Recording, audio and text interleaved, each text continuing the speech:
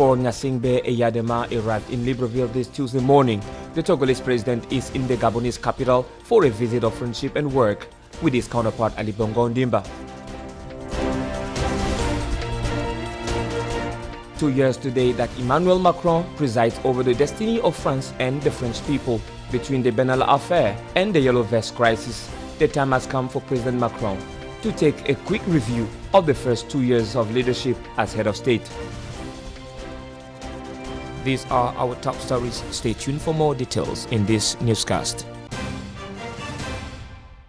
The President of the Republic of Togo, for Gnassingbé Eyadema, arrived in Libreville this Tuesday morning as part of a friendship and work visit with his counterpart Ali Bongo Ondimba.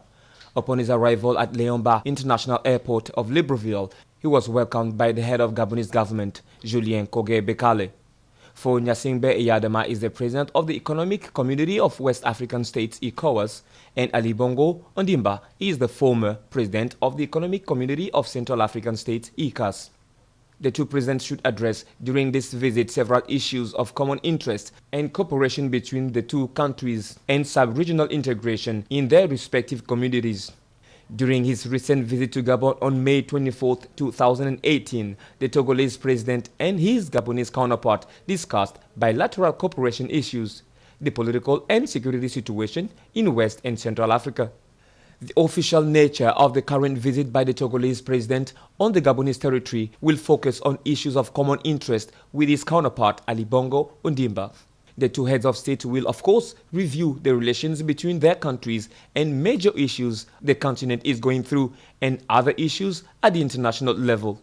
More recently, in 2017, at the African Union Summit in Abidjan, they had begun discussions on the fight against insecurity and terrorism currently shaking the continent and the whole world. The two heads of state are also attached to the protection of the African maritime area, presented as a lever for the economic development of the region. The two countries tend to intensify the economic partnership on the influx of goods and people, for which Gnassingbé Eyadema and his brother Ali Bongo Ondimba accompany in their community space. Before independence in 1957, Ghana was called Gold Coast, the coast full of gold, reminiscent of the gold wealth of this country. Ghana has always been one of the leading gold-producing countries in Africa. In recent years, production was 130 tons per year. In 2017, Ghana caught up with South Africa with 2 new mines coming on stream and South African production steadily running out of steam. A determination that ended up not paying. In 2018, with 158 tons of gold, Ghana has become the continent's largest producer with production up to 15.3% ahead of Sudan and South Africa. In this sector, exports should also benefit from the opening of the country's first gold refinery scheduled for mid-2019. However, if gold production did not participate in the surge of the country's gross domestic product, 8.1% growth in 2017, then 6.2% the following year, according to the World Bank, this still makes the country the second largest economy in Africa in terms of growth behind Ethiopia. The economy is driven by 3 major sectors: gold, cocoa, and oil. A dependence of GDP by hydrocarbons, which is not going to disappear anytime soon. The prospection bodes well for the future. The leading trio of gold production in Africa now consists of Ghana in first place, Sudan in second, and South Africa in third place. Mali, Guinea, and Burkina Faso respectively rank 4th, 5th, and 6th according to the report by the World Bank. Fayez al-Sarraj, the Libyan Prime Minister of National Unity, will meet with the Italian Prime Minister Giuseppe Conte this Tuesday, May 7, 2019. Then will meet with the German Chancellor Angela Merkel in Berlin in the evening and French President Macron on Wednesday. It is a tour around the main European capitals with objective of gathering support against the assault of Marshal Khalifa Haftar, according to a statement by the Ministry of Foreign Affairs. It is a prime minister recognized by the international community who also plans to go to Britain while the country remains a prey to instability since the fall of Muammar Gaddafi in 2011. Today, the scene of new deadly clashes since the launch of a military offensive on Tripoli on April 4th by Marshal Khalifa Haftar. The visit to Paris is therefore of particular importance for the National Unity Government, which has repeatedly accused France of supporting Marshal Haftar, though this has since then been ceaselessly denied by the French officials.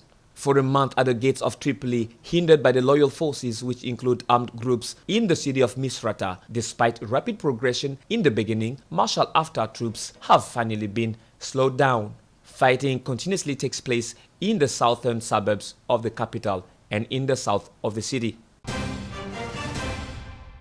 Emmanuel Macron has promised to change France, but it all appears like France, rather, has visibly changed Macron. This opinion is of the majority of French citizens 2 years after his election. To betray or perish, this is the painful dilemma encountered by some leaders who, at a given period of time during election campaigns and intoxicated by their own eloquence or carried away by the cynicism, promised much more than they could offer.